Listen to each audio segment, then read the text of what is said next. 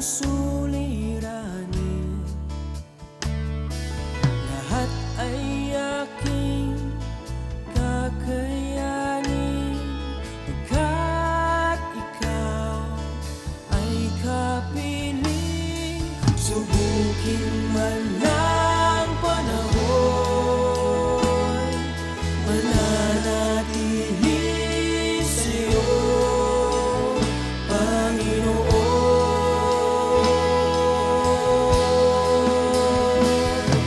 walang alinlangang maglilingkod, walang pangambang sa'yo ay susunod, hindi susuko at hindi ito patuloy lamang sa iyo,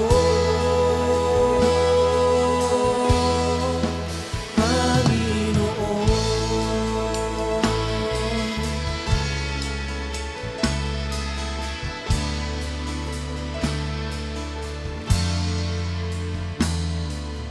Ikaw ang aking paglilingkuran, kahit saan dalhin.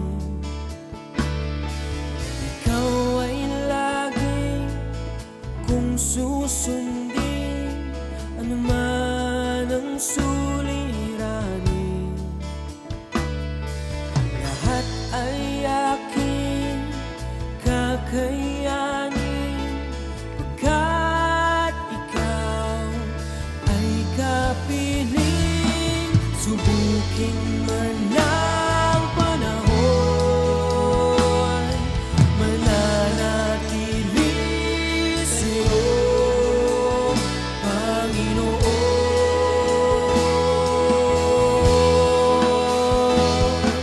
Walang alinlangang maglilingkod, walang Praise God. At dito po tayo ngayon sa tinig ng pag-asa na kung nasaan ay mayroon po tayong pag-aaralan. At alam ko na mapagpala po ang bawat isa. So, dito po natin tunghayan ang salita ho ng ating Panginoon. Ang sabi po dito sa Habakkuk chapter 3 verse 2, sabi dito, O Lord, I have heard of what you have done, and I am filled with awe.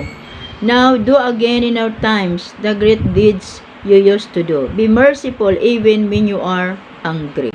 Sabi po dito sa Tagalog, O Yahweh, narinig ko ang tungkol sa inyong ginawa, at ako'y lubos na humanga. Ulitin ninyo ngayon sa aming panahon ang mga dakilang bagay na ginawa ninyo noon.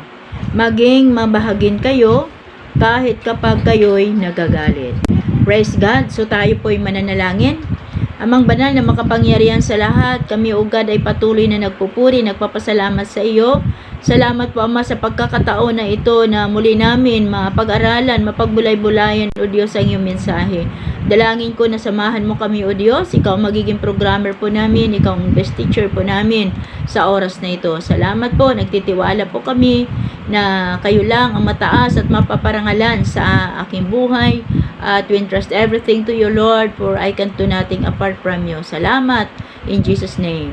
Amen. So, praise God. Tunay nga na ang atin pong tinalakay dito ngayon ay patungkol po sa Book of Habakkuk. At ito po si Habakkuk, isa po itong propeta na kung nasaan ay mayroon siya po na talagang nakita niya ang needs po ng kanyang bayan. At ang sabi nga po dito na talagang nakita natin yung concern ni Habakkuk na kung saan ito po yung pananalangin niya sa Diyos.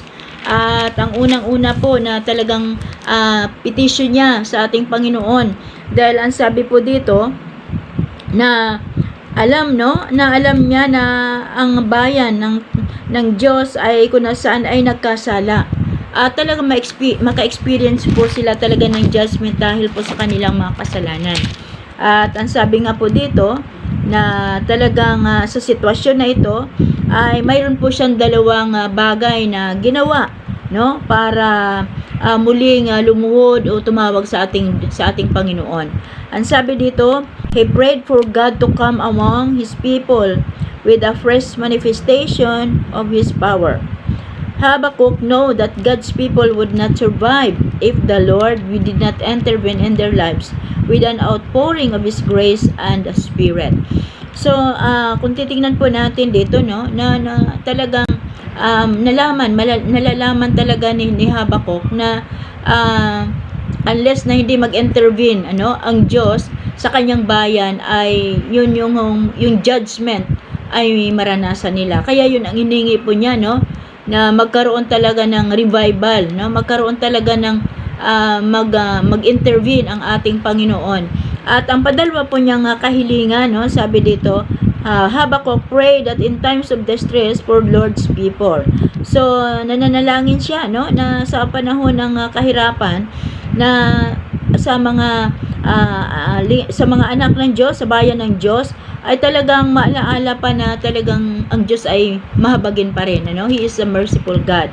So bilang po sa church ngayon, bilang sa panahon ngayon, sa isang church ay talagang grabe po yung shakening ngayon, kaya sabi nga, hindi lamang doon sa panahon ni Habakkuk, ay talagang nagkakaroon ng pagpiplead, pagpananalangin si Habakkuk para doon sa kanyang bayan. At gayon din sa panahon ngayon, kailangan din pala tayo ay manalangin, doon sa sitwasyon na nangyayari po sa atin pong bansa, ay hindi lamang sa bansa kundi po sa atin pong sa ating church, So ang sabi po dito, as the foundation of the church is being shaken today, the trouble seems to be on a very hand. We to need to plead with the Lord to manifest Himself, na dapat tayo rin po manalangin, para magmanifest ang ating Panginoon sa mga tao, na sabi nga po dito, yung kanyang mercy,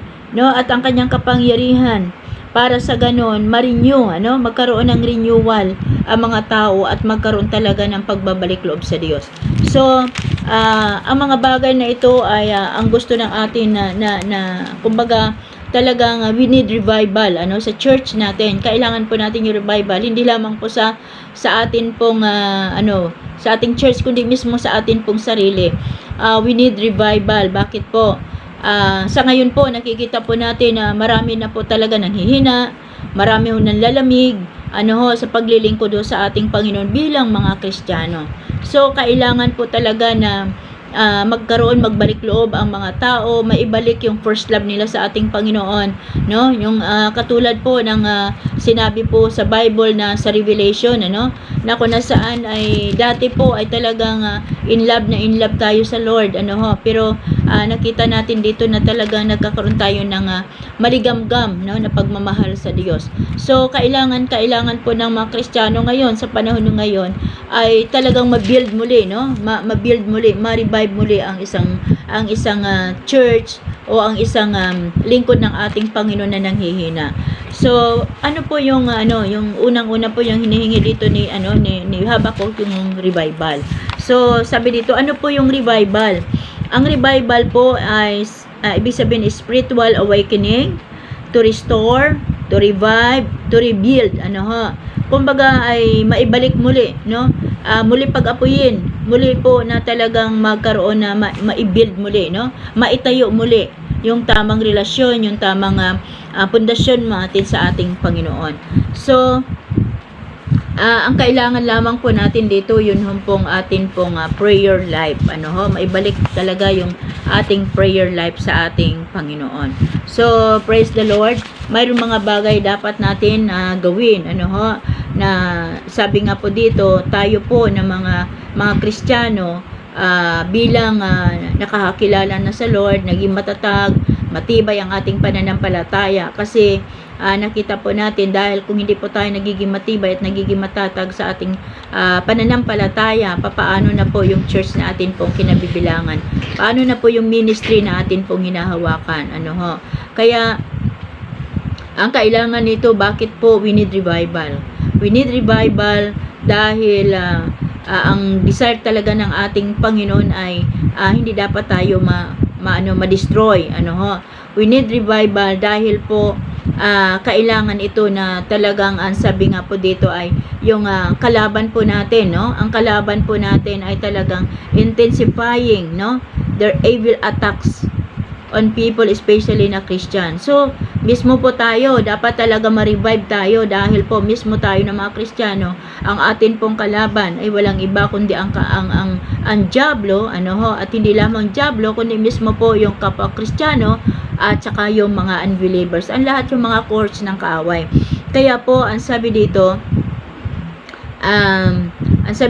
to cause massive death and to follow away from God, there will be a first battle with all the demonic powers of the enemy.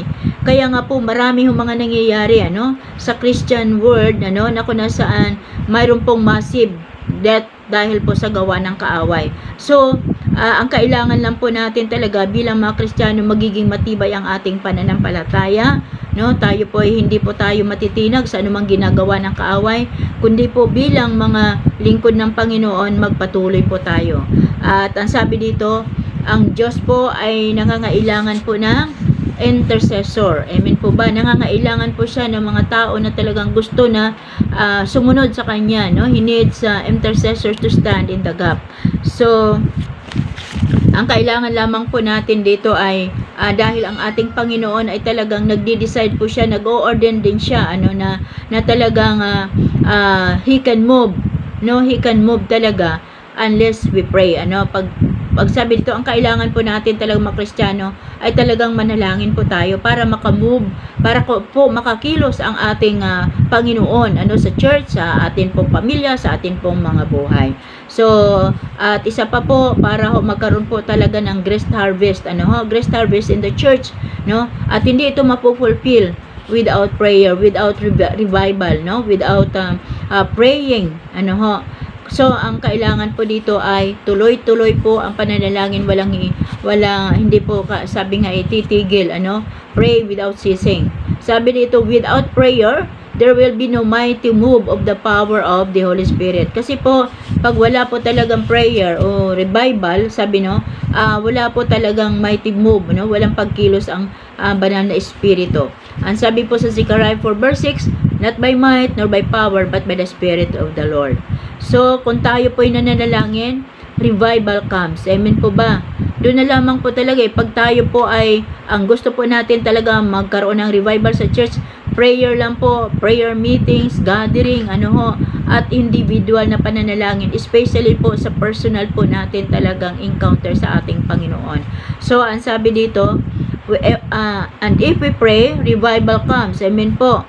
New level of demonstration of signs, wonders. Kaya po, pag mayroon pong revival sa church, mayroon pong manifestation, mayroon pong demonstration ng signs, wonders, and miracles sa church. At makita po natin naman, dahil nag-aapoy, pag isang church ay talagang puspos at na-revive, ay talagang sabi dito makita po natin talaga yung works of the Holy Spirit na nag-works at ginagamit po talaga ang mga leaders, ginagamit po ang mga Kristiyano sa church na yon. Kaya sabi dito, the church will take a new identity. At ang church po, pag na-revival, pag nakita natin yung revival sa church, sabi dito, will take a new identity. Makilala ang church na yon na kung nasaan, itong church pa lang ito talagang buhay. Ang kanilang Diyos, nakilala na buhay ang Diyos. Why? Nandun yung manifestation ng signs, wonders, and miracles. Nandun po yung himala. Nandun po yung kagalingan. At nagbabago ng buhay.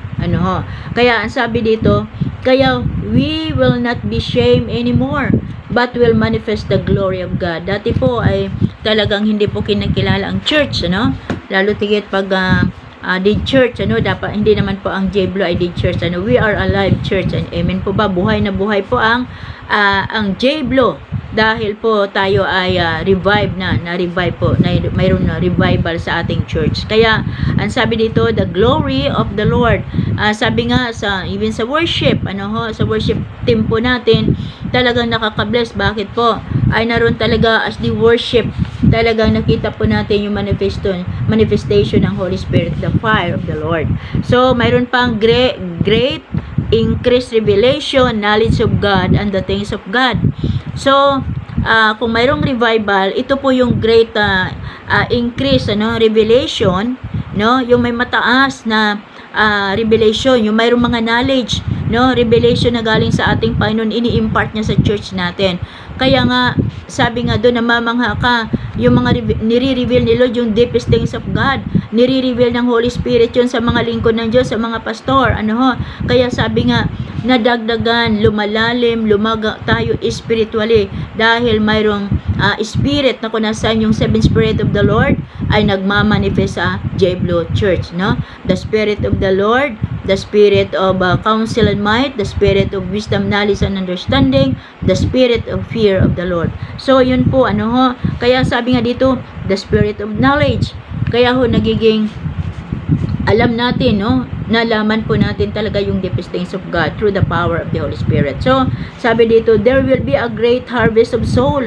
Mayroon pong maraming kumbaga pag-aani, pag-aani ng mga souls. So, makita po natin, sa J-Blue, talagang sabi nga, maraming nagpapa-under ng mga churches, maraming pa-under ng mga pastor na kung nasaan gusto nila na magpa-under kay bishop, at nakita natin dito na marami po talaga na mga kaluluwa na inilalapit ang ating Panginoon. Paminsan nga, mamamangha ka na lang, yung dati po, yung dati nating kakilala, yung dati nating kasama natin sa church, lumalapit, dumaatin sa church. So, ito po yung manifestation of the Holy Spirit.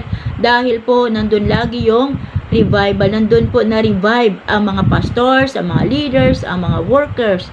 Amen po ba? Kaya po, babalik-balik sila sa church dahil naramdaman nila ang presence ng ating Panginoon. So, praise God. So, ang sabi po dito, how revival comes. How revival comes. Paano ang awakening or spiritual awakening ay dumarating sa church, nararanasan. Una-una, sabi dito, mayroon pong mga bagay na dapat gawin po tayo. Una, sa 2 Chronicles 7:14, ang sabi dito, if my people who are called by my name, shall humble themselves and pray, and seek thy face, and turn their wicked ways, then from heaven, I will hear their prayer, I will forgive their sins, ang sabi dito ay I will heal their land, So, hear our prayer, forgive our sin, at heal our land. So, ito po yung unang-una. Ang sabi dito, if my people, kung ang bayan ng Diyos ay tumawag sa akin. Napakaganda pala po na talagang dapat pala po in-acknowledge mo natin yung presence ni Lord. Dapat po talaga na we have to call the name of the Lord. Mayroon pong 7, may 7, ito po isang powerful, na kung nasan isang powerful revelation ng Lord na talagang naidagdag natin ito, na pag ang bayan ng Diyos tumawag sa kanyang pangalan. Ano po mga pangalan ng Diyos, Ito ay ito ay 7 sa mga pangalan ng ating Panginoon, na kung nasaan ito po ay nagmamanifest at ito po ay nasasalita ho ng Diyos. Unang-una po, ang sabi po dito, revival comes when we call the name of the Lord. Sabi dito, in the Word of God, we find 7 names, our Father in heaven, which have been revealed to man. Ito po ay ni-reveal ng Diyos sa tao. So, ang sabi dito, when we call, kung pag tinawag natin ang pangalan ng ating Diyos, ang kanyang pangalan will be hallowed, praised and worship. Ang kanyang pangalan ay natataas, na papurihan. Amen po ba? Then, ang sabi dito, He will open the door of heaven and pull the power of God into our lives. Once na tinawag pala natin yung name of God, sabi dito, God will open, the door of heaven and pour God's into our lives. So, ang sabi dito, mayroong multi-faceted nature of God. Ibig sabihin yung multi-faceted natures, ibig sabihin po yung katangian, katangian, sari-saring katangian.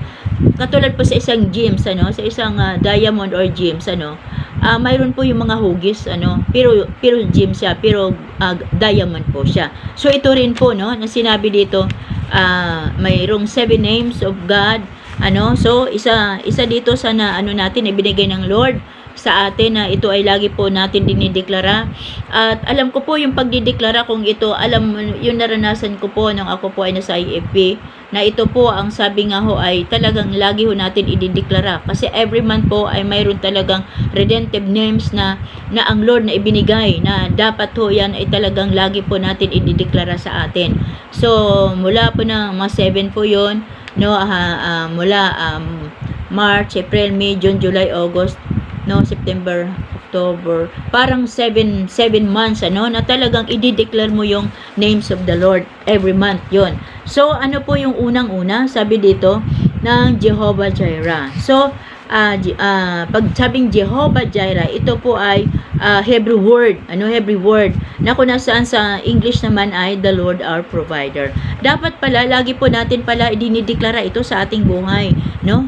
We have to call the name of the Lord. Once nangailangan po tayo ng provision, financial man, ay tawagin po natin ang pangalan ng ating Diyos, na sabi nga, you are my Jehovah Jireh. Amen po ba? So sabi dito, we are to commit everything to Him and pray that He will provide our needs as we fully follow His will. Once na tinawag po natin yung pangalan ng Diyos, ay talagang sabi nga everything, lahat po, sa Kanya ay ibibigay niya po niya sa atin, if as we follow His will. So sabi dito number 2, Jehovah Rapha, the Lord our healer. 1 Peter 2:24, He heals us from all sicknesses, So lagi po natin ito ideklara that you are my Jehovah Rapha. Amen po, Pag may sakit po tayo, lagi ho natin ideklara, tawagin ho natin ang pangalan ng ating Diyos, Jehovah Nissi, the Lord our banner of victory, Sa Exodus 17 verse 15, Ang sabi dito, Moses called, hallelujah. Ang sabi po dito, nung si Moises called build an altar, he called, nasabi dito, he called the Lord is my banner, ang Diyos ang kanyang victory, ang kanyang victory. So every day we must pray that and thank God for our victories, Jehovah Shalom, the Lord our peace. In Judge 6:24, sabi dito, we thank and praise God for He is our peace and hope. Salamatan natin si Lord na Siya po yung ating kapayapaan at ang ating pong pag-asa. So, sabi dito, Jehovah Rohi, the Lord our shepherd. We thank, pray, and praise God for leading us, for feeding us, for raising up and protecting us as the great shepherd. So, nandun lagi po natin, pasalamatan natin dahil ang Diyos po natin ay He is our great shepherd. Siya ang dakilang pastor natin. Then, ang Jehovah Tsidkeno, the Lord of righteousness. Jesus became sin in our stead so that we might have righteousness of God. So, lagi tayong magpapasalamat dahil ang Diyos po natin, is a God of righteousness. Jehovah Shammah, the Lord is there. Ang Diyos ay narito. Ang Diyos ay kasama natin. Amen. Ezekiel 48 verse 35. We thank and praise God because He will always be with us. And we are the temple of the Holy Spirit and we would always be with us. Amen po ba? So ito po yung mga lagi po natin pasasalamatan dahil ang ating Diyos ay Siya po ay provider natin, healer po natin, Siya po yung victory natin, He is our God of peace, He is our shepherd, He is our righteousness, and God is with us. Hallelujah. So, praise God, yung number 2, if my people who are called by my name, by my name ng Lord. So, number 2, sabi dito, shall humble themselves, shall humble themselves, magpapakumbaba. So, ibig sabihin, pag mapapakumbaba, we have to renounce, na talagang aminin natin na Lord, I can't do nothing apart from you. Nagpapakumbaba kami, Panginoon, dahil kayo lamang ang Diyos na nakaalam ng amin pong mga buhay. Sabi dito, God's people must recognize their failures. Aminin na tayo nagkasala. no, wag na ho natin itago sa Lord. Lahat isuko natin kay God dahil si Lord lang nakakaalam ng laman ng ating puso. Sabi dito, sorrow, dapat magkaroon tayo ng kalungkutan sa atin pong kasalanan. At sabi dito, unrenewed their commitment to do God's will. At may commit muli natin na gawin po natin ang kalooban ng ating Panginoon. Sabi dito, humbling once before God, papakumbaba sa harapan ng ating Panginoon. And His Word, most recognizing one's spiritual poverty, no? So, dapat ang kailangan lamang po natin ang kailangan lamang po natin dito ay talagang sabi nga po doon ay magkaroon talaga tayo na recognition, no, ma-recognize, no, recognizing that we are sinner. At Lord, nagkamali kami, may kahinaan po kami, no, may kahinaan kami Panginoon, at nagkasala, nagkamali, patawarin mo kami, O Diyos. So, ang sabi nga, ang sino man nagpapakumbaba, no, ay tunay na itataas ng Diyos. So, praise God. Ang sabi dito sa Matthew 5 verse 3, blessed are the poor in spirit, for there is the kingdom of God. Amen po ba? So, ang sabi po sa Psalms 51 verse 17, the sacrifice of God are broken. Ano? So, sabi dito, our spirit, broken and contrite heart. O Lord, you will not despise me. So, ang kailangan po natin, magkaroon tayo ng contrite, broken heart, and contrite heart. So, kailangan po natin na talagang sabi nga, aminin po natin na ito ako Panginoon, no? Nagkamali at nagkulang at wala akong magagawa. So, katulad po ni, alam mo, nakita po natin dito yung, si David, Si David ay isang nagkamali, nagkasala, no? Dalawa po ang kanyang kasalanan, no? Murder at saka adultery. Pero praise God, nang dahil nga po isinuko niya kanyang buhay, no? Sabi nga, mula po siya sa isang hari, no? Sa talagang mataas ang kanyang posisyon. Ngunit kung titingnan natin dito, bakit nagkamali, nagkasala pa siya. Pero salamat sa Lord dahil pinapakita dito na once ang tao, mataas at mababa man ang posisyon mo, once na ikaw ay nagpapakumbaba sa ating Panginoon, walang bagay na mahirap sa ating Diyos na buhay. Amen po. Gaano man kalaki ang ating kasalanan, maghambol lamang po tayo sa Lord at aminin lamang natin na Lord, ito ako, wala akong magagawa kung wala ka sa buhay ko. Sabi po sa Zechariah 4 verse 6, not by might nor by power but by the Spirit of the Lord. So, praise God, talagang kailangan po natin na i-surrender lahat sa God, i-submit everything, no, sa ating Panginoon, lalo tigit yung mga weaknesses natin at yung mga hidden sin po natin. So, praise God. Then, number 2, sabi dito, if my people who are called by my name shall humble themselves and pray, prayer. Ang pananalangin po, dapat po ay talagang, sabi nga ay, gawin natin lagi, constant, consistent, lagi. Hindi lamang po kung kailangan mayroon kang hingiin o mayroon kang bibilhin o mayroon kang talagang matinding pangangailangan ka sa kaya mo lalapit sa Lord. Hindi po.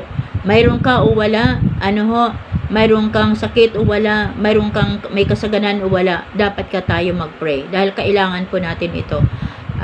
Ang atin pong spirit, needs prayer. Ang atin namang soul, ang kailangan po ay ang salita ng Diyos. Amen po ba? Ang physical natin, ang kailangan naman po ay ang pagkain. Kaya po, masigit na pakainin natin ang ating spirit, ang spirit po natin ng prayer, Alagaan po natin ito. Para nandun patuloy yung connection natin kay Lord, hindi manghihinang spirit po natin, kundi bagkos nagiging alive, marirevive po tayo once we pray. Sabi po dito, God's people must cry out, manalangin, humingi ng awa, cry out to Him for mercy, sabi nga dito, ang sabi dito, mag-depend lang talaga po sa Kanya, and God will intervene. The prayer must be sustained until God answer from heaven. So, ang panalangin po natin, hindi natin po pwedeng sabihin na tayo po ay tumigil dahil tapos na tayo kapanan. Hanggat hindi po na ibigay sa atin, nakita po natin yung manifestation, patuloy pa rin tayo sa pananalangin. Huwag tayong tumigil. Katulad po niyan, ang sabi nila, bakit lagi natin ipapanalangin ang bansa? Bakit natin lagi ipanalangin ang mga tao? Ay siyempre, araw-araw po yun nagkakamali, nagkakasala. Amen po ba? Kaya dapat po talaga tayo manalangin hanggang hindi dumating ang ating Panginoon. Patuloy po tayo sa pananalangin. Especially po sa ating family. Amen po ba? Araw-araw po yan. Nakailangan po natin, we have to pray. No? At tayo po mismo manalangin. Hindi po porke tayo po ay magaling na manalangin, hindi na po, kumbaga po ay itsapere na po natin yung sarili po natin, hindi po. Mismo po tayo lalapit po sa ating Panginoon. Dahil minsan po ay nagkulang na rin po tayo sa prayer. Amen po ba? Kailangan po na manalangin po tayo. Then, ang sabi po dito ay, seek my face, no? Kailangan po ay hanapin natin ang mukha ng ating Panginoon.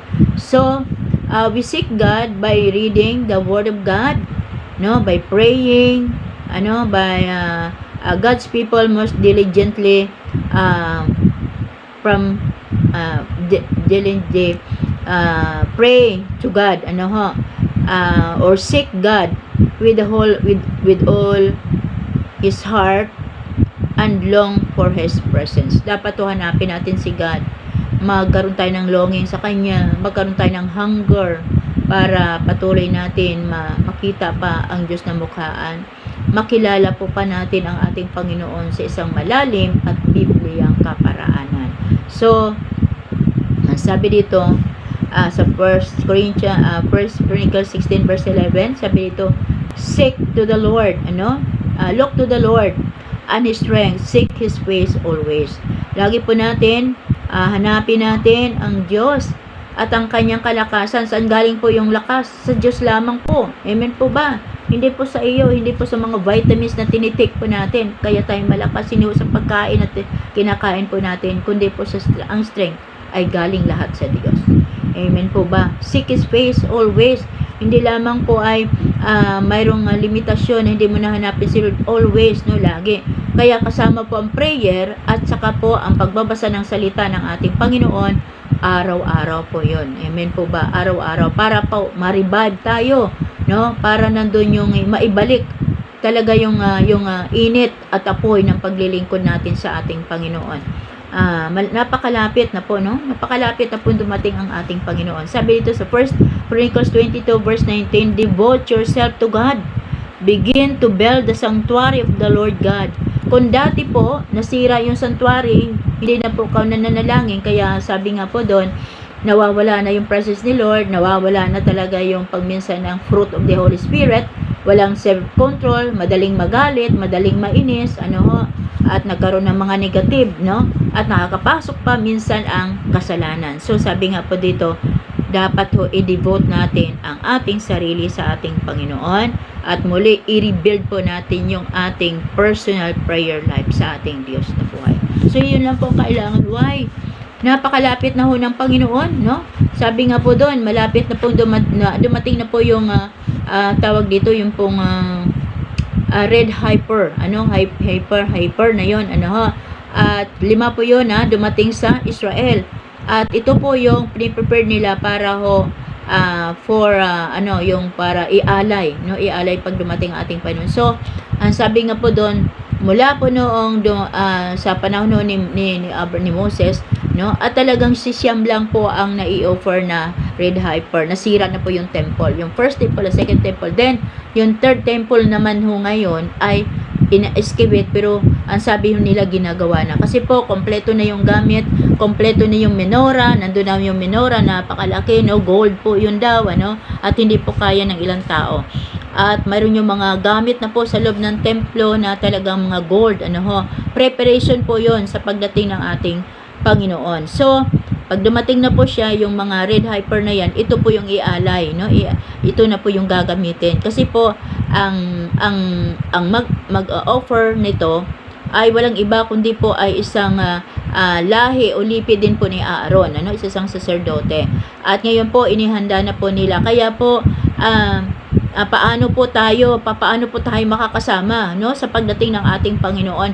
dapat magiging aware po tayo. Dapat magkaroon po tayo ng malalim na relasyon sa Lord. Marami po tayong revelation na galing sa Panginoon. Naka-align po tayo sa salita ng Diyos. Naka-align po tayo sa Israel. Kung ano man po yung mga piyesta po nila, dapat po nagawa po natin.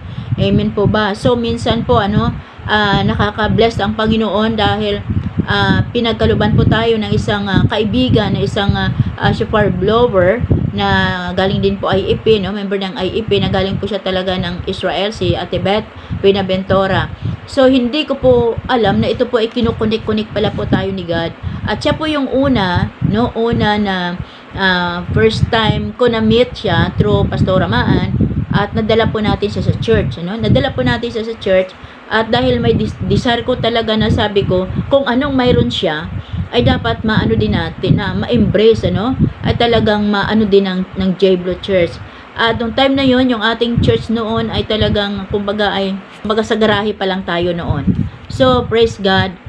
Nakita ko po doon na talagang nung dumating yung time na siya po ay pumasok doon po sa church, at talagang doon po nag-shofar siya, at nag-pray, at talagang grabe po nung second time nila na sunod na taon bumalik po.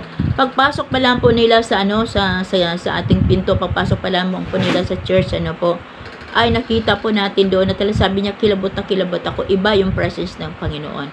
So, dahil po inadapt po natin, in-embrace po natin talaga yung kung anumang piyesta ng Israel, ay nagagawa po natin, nasusunod po natin ito. So, nandun din po, dumadaloy din ang blessing, dumadaloy din ang kapangyarihan, ang manifestation ng Holy Spirit. At yun, dinideklara po niya yung seven spirit ni God.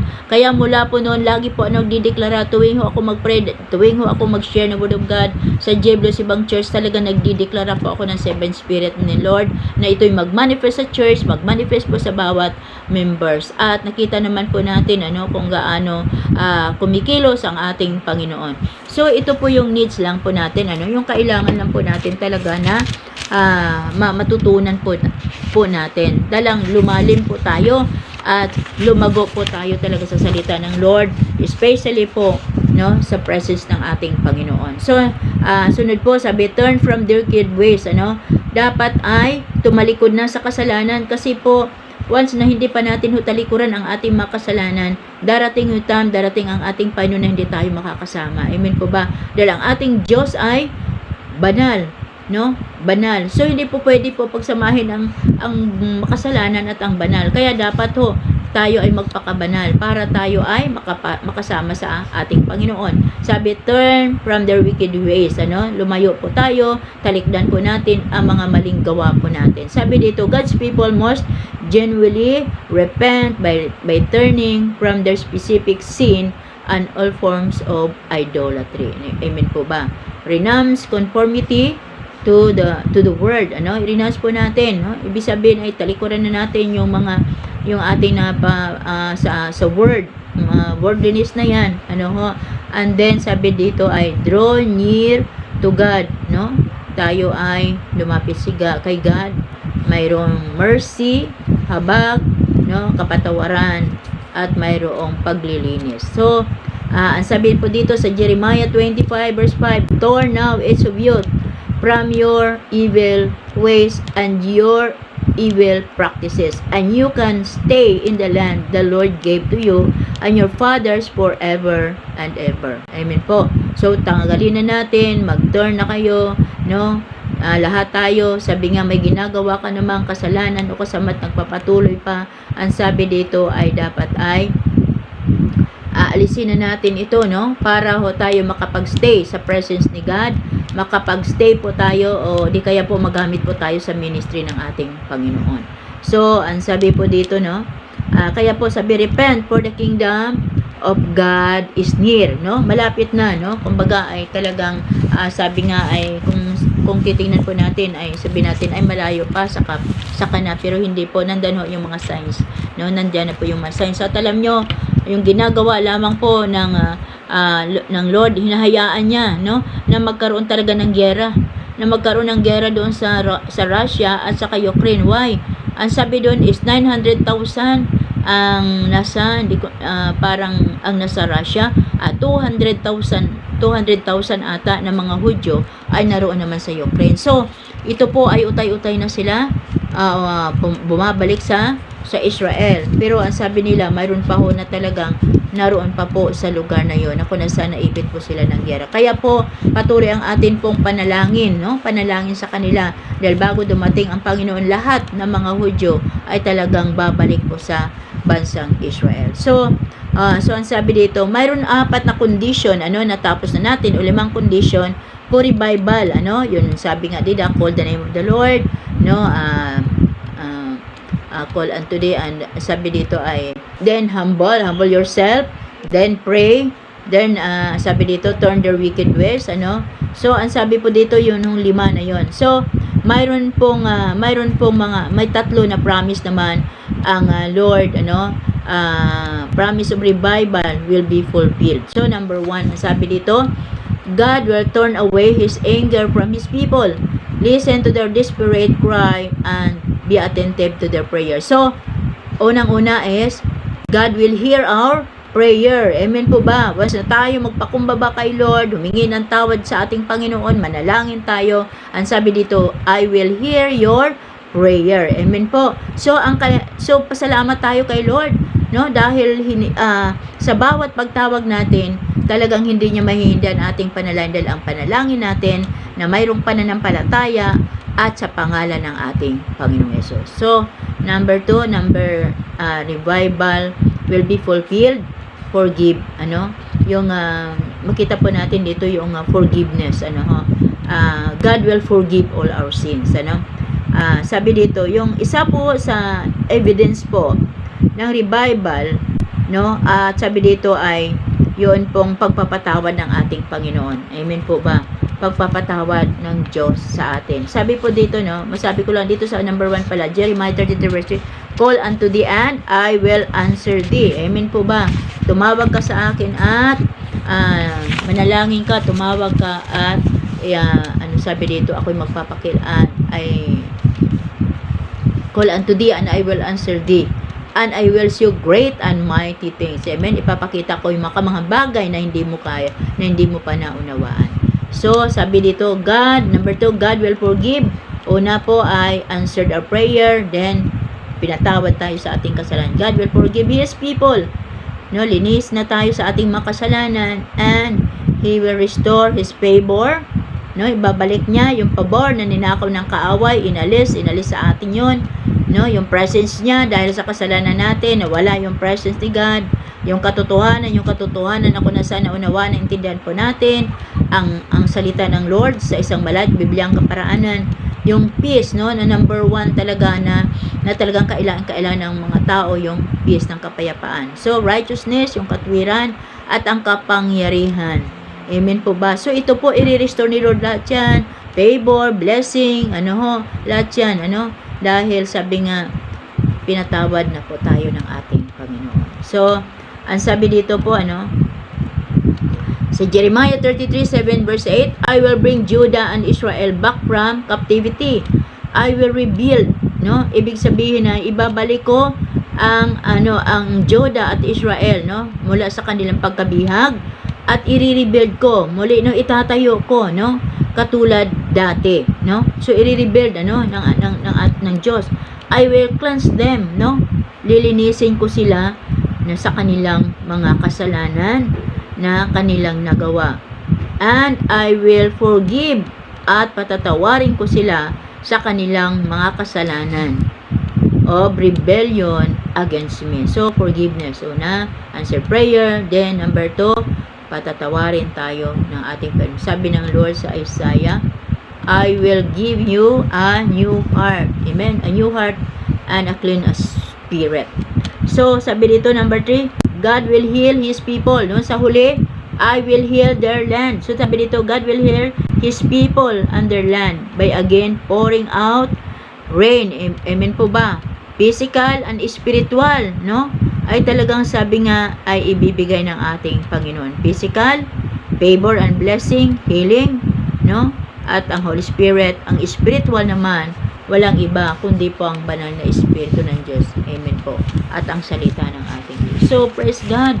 Napakabuti ng ating Lord, Ang sabi dito sa Psalms 51 verse 12-13, "Restore to me the joy of your salvation, and grant me a willing spirit to sustain me. Then I will teach sinners, turn back to you."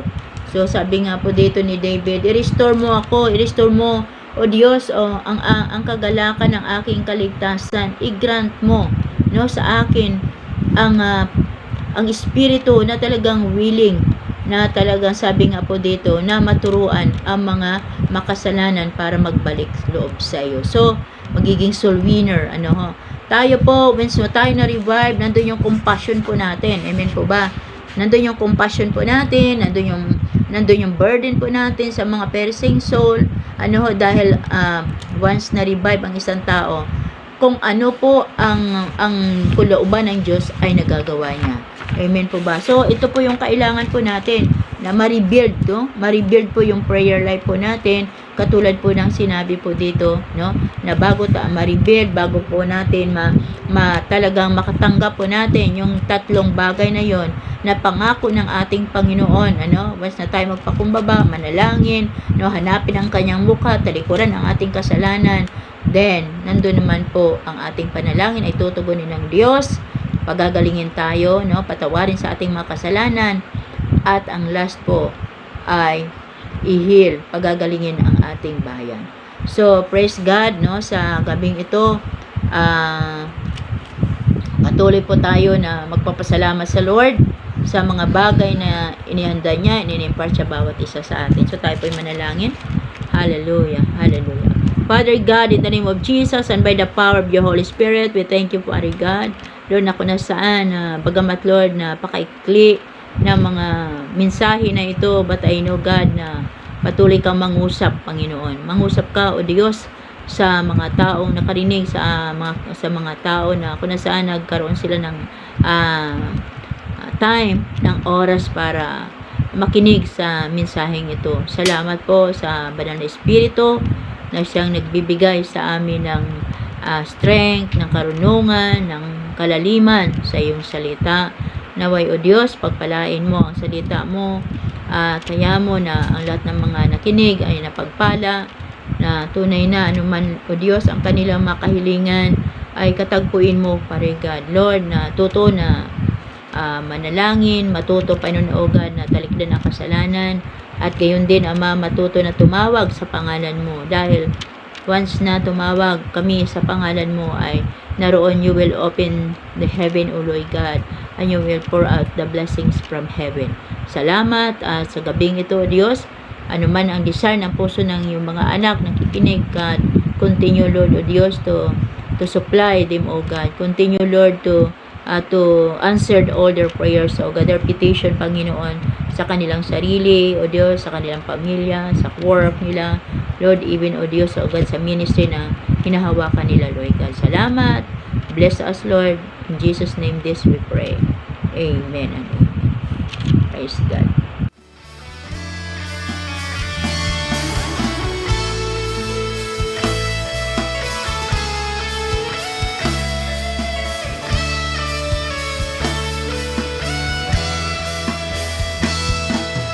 Walang alinlangang maglilingkod, walang pangamba sa'yo ay susunod. Hindi susuko at hindi hinto, patuloy lamang sa iyo. Walang alinlangang maglilingkod, walang pangambang sa'yo ay susunod. Hindi susuko at hindi hinto, patuloy lang